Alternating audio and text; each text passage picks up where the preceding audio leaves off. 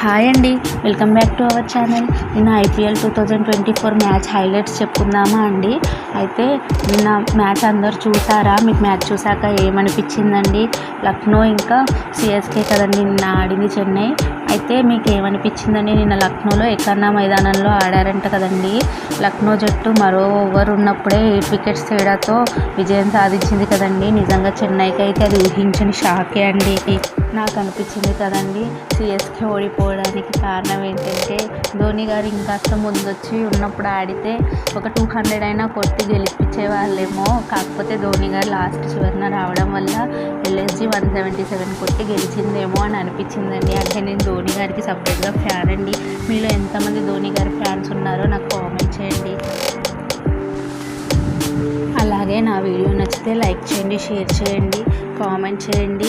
అలాగే కామెంట్స్లో మీకు ఎవరికి ధోని అయితే ఇష్టమో ఒకసారి